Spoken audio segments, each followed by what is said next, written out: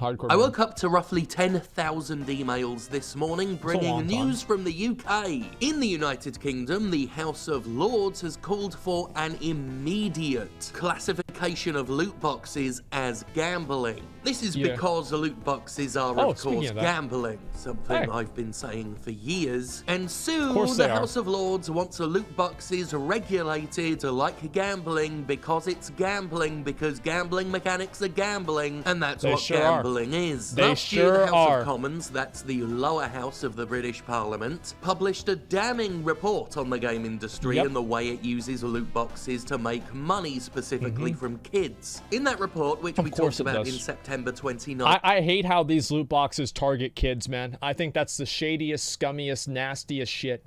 I don't know why the fuck they do that, and I've never been a fan of it. I'm amazed, honestly, that they even that's even possible to have happen. Like, it's super fucking annoying, and like, it's like making cigarettes for kids. Loot boxes were described as gambling because it's impossible to describe a loot box as anything other than gambling because it's gambling. And now the upper house has followed suit, saying that loot boxes, which are gambling by the way, are gambling. Word comes from this BBC News article that, like I said, was sent to me about 10,000 times. Let's have a look at it. The House of Lords Gambling Committee says video game loot boxes should be regulated under gambling laws. The Lords say they should be classified as games of chance, which would bring them under the Gambling Act of 2005. If a product looks like gambling and feels like gambling, it should be regulated as gambling. If it quacks like a duck, if it looks like a duck, if it steals your fucking money, like a duck steals your money, maybe it's a fucking duck. I'm just saying. I'm just saying. Imagine that's what any report from the House of Lords sounds like. I mean, the name Lords in the title. They're all gonna be posh. I can't remember anything about British politics. The government must act immediately to bring loot boxes within the remit of gambling legislation and regulation. Lord Bray, chairman of the committee, told BBC Breakfast, yum yum yum, that lots of other countries have already started to regulate loot boxes because they can see the dangers, which is teaching kids to gamble. He said the Gambling Act was way behind what was actually happening in the market, but he added that the overwhelming... Just like every single other fucking act that the government does, because the government is comprised of a bunch of fucking old guys that have no fucking idea how to use their internet. Like, they have their assistants, like, they probably have to have their assistants go in there, like some like fucking hot 19-year-old girl that they hired to be their assistant because, you know, she has a great personality. And he asked, come here, Stacy, how do I... my email isn't fucking turning on again. That's right. Well, that's because your monitor isn't on. And, you know, that's basically what this fucking is. And I am just so tired of this shit, man. I am so tired of this shit. And that's why it's always behind, is because these guys are behind. They're still living in 1983. Majority of the report's recommendations could be enacted today as they don't require legislation. Which makes sense. I mean, loot boxes are nothing but fucking gambling, and there's already legislation for gambling. It's just got to apply to the gambling in games. Now, these reports from the UK Gambling Commissions focus on children predominantly because of course they do. Whether it's the House of Commons or the House of Lords or other... That's why they use, like, really bright, like, colorful imagery. Like, and this is the same thing. Like, so they already fought this battle with fucking kids cigarettes, and they had like kids cigarettes that used like really bright colors and shit, and they did that in order to kind of get kids into the idea of appealing to them buying cigarettes. So they already did this shit before. So I don't think this is an accident or anything like that. Apex knife and the Wraith knife and Apex. Yeah, I spent fucking $200 on that, man. I never got it. Parliamentary bodies around the world. Such doing bullshit. it for the good of the kids is the way that things get done half the time. Of course, in my coverage of loot boxes, I've looked at even wider issues with the entire concept, including problem gambling, exploitation of addiction, and other vulnerable members of the audience. And that does include children, if for nothing other than the fact... So, like, I remember we watched a video about this, and he actually brought up the point that there are a lot of people that have gambling addictions that because video games aren't marked that they have gambling in them, the people that have gambling addictions buy the games, and then it feeds into their addiction, and then they spend a bunch of money.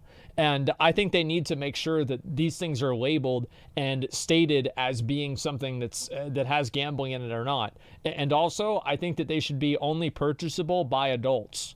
Like they should make the games adult only, because even if it's like FIFA or something like that, if it's FIFA and it's teaching kids how to gamble, then that's an adult practice. It's like if they had FIFA but they had naked cheerleaders. EA, by the way, like you have to pay me for that idea. So just I don't know, like fucking PayPal me like $400,000 for that.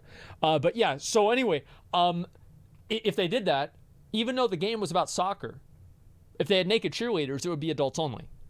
And that's what they need to do with this. That's exactly what they need to do with this. And what about slots and poker here on Twitch? It's different than it's different. Watching somebody else do gambling is different than gambling yourself, because whenever you're gambling yourself, you have the direct capacity to lose your money and waste your money, and watching somebody else gamble is not the same thing, because you don't have the same capacity of wasting your money in that exact moment.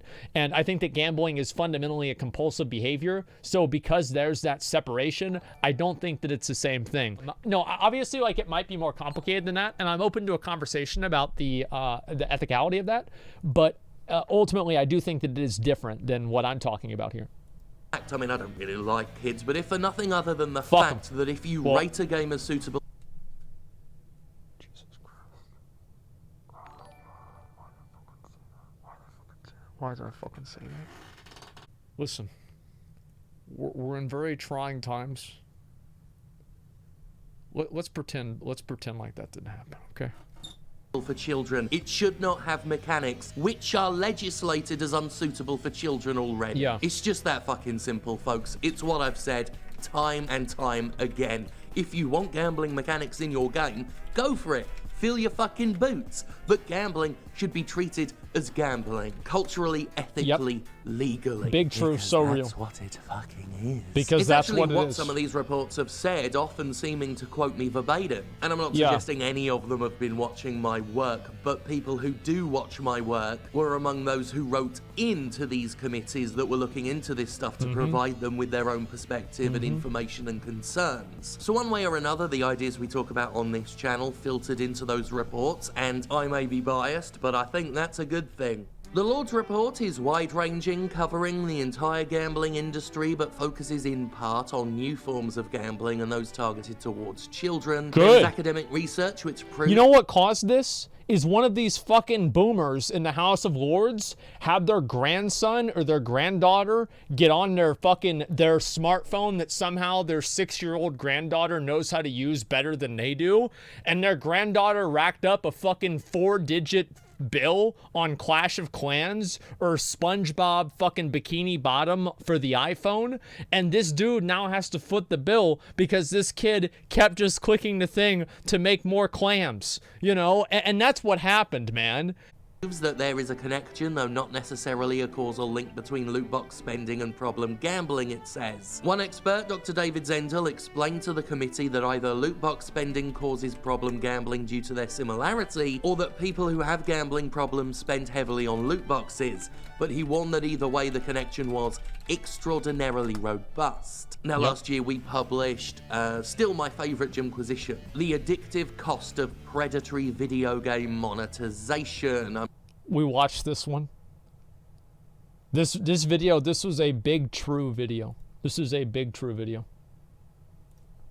I'm still very proud of it. I recommend you check it out. It's not exactly a funny watch. It's one of my more serious, darker episodes, but it is also probably the most important one I've ever done. I 100% believe that loot boxes make things worse for those with pre-existing gambling issues. Of course they do. Because I've How could they not?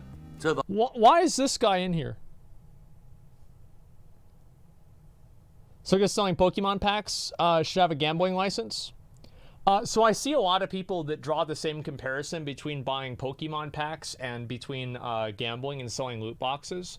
And the reason why I think that they're very different is fundamentally whenever you buy a Pokemon pack, you still get the 15 actual cards. And the other difference with that is that you're not necessarily buying an idea. With loot boxes, you're buying something that's not real. With Pokemon cards, you are simply buying the card itself.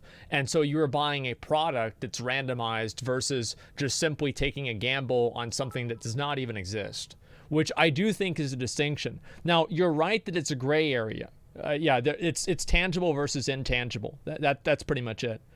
And you're gambling on money. Yeah, I think you are, and you're right that they're kind of the same thing, but I think that we can all agree that this is more harmful than Pokemon card boxes, right? And I think the impact of something does matter. So obviously there are a lot of things that go under the radar and they don't really get regulated, even though they should, because their impact isn't as substantial as it could be. And they're both equally bad. I don't know if they're equally bad. I really don't think that they're equally bad, but you could say that they're kind of bad. But this is just, in my opinion, much more subversive and much more prolific in gaming. So that's why there's a focus more on the loot boxes in video games. You actually own the cards? Yeah, you actually own the cards. That's a very big difference. Those people who have overspent in video games because they were in a dark period of their lives and video games and you can buy the individual cards. That's a good point too. People who have run from video game to video game chased by microtransactions and loot boxes because they know they have issues. They're trying to use video games as an escape from those issues, and the video games themselves take those issues and monetize them and drop them back in the player's fucking lap. The game industry goes out of its way to abuse everyone, both within and without game development. Staff members within companies, journalists covering these companies, people buying the games from these companies. In some way, shape or form, the industry has a multitude of ways to abuse these people. Up to and including assault in some cases. That's what they love to do. Exploitation in... I love how they zoom in, like, instead of actually zooming in on the thing that she's getting out of her belt, they zoom in on her fucking thighs. Like, I just wanted to mention that, like, because I was obviously paying attention to it, and it's just funny to see the game. It's booby time? Well, hey, I mean, this is a game. It's a game for dudes. What can you say? Many cases, coercion, implied threats, the systemic covering up of said abuses, and of course all manner of pressure and psychological abuse inflicted upon people who play games to try and swindle money out of them. I hesitate to say the game industry is evil, but it is full of evil. And while I like to think that if you know what, I would say gaming industry is evil, full of evil. I feel like gaming industry it's profit driven and it's unethical. I think gaming industry is profit driven and unethical. Pokemon games are a game on its own and not just something placed in an existing game to get more money. Yeah, I do think that there are a lot of distinctions between card booster packs and also and online loot boxes. But I do agree with you, like, fundamentally, like, if you really want to break everything down and just reduce it to what it really is, like, yes, they are both gambling. you were to cut all that away, there's something salvageable underneath. I just don't know anymore. But in any case, I'm fine with this. Regulate loot boxes. They're gambling. We already regulate gambling, so we should regulate loot boxes because the loot boxes are gambling. No. Do you want to hear a hot take? I think gambling should be illegal. Like, period. I think it should be illegal. One saying video games can't have them, it's just that video games would have to be accountable in the same way other industries are accountable, which I know for video game publishers is one of the most horrifyingly unreasonable asks in the world. To have a little bit of fucking responsibility. To have to answer to someone else for their own fucking shit. But they can't say they weren't warned. Because for years, and I know I keep bringing this up, but it's so right. People hate this shit. For years I told you, I told them.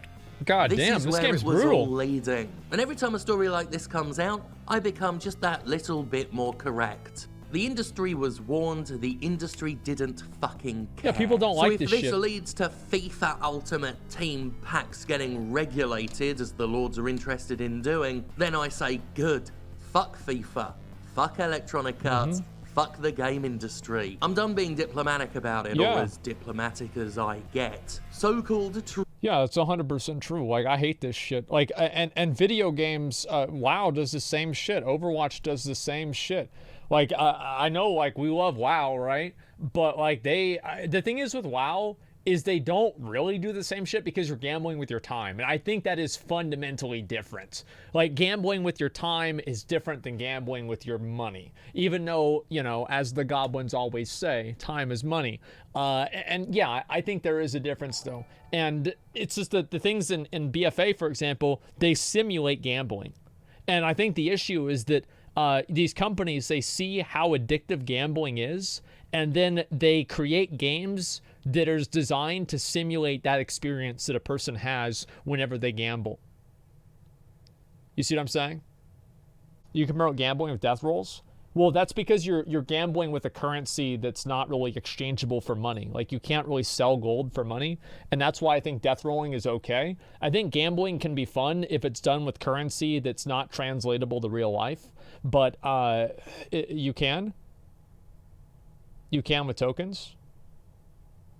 Well, no, not really. I mean, like, so I knew you guys would say that. So you can take real life money and put it into gold, but you can't take gold and put it into real life money, except for BattleNet balance. That's about it. And that's really what the difference is for me. So I feel like that is a difference. And yes, you can.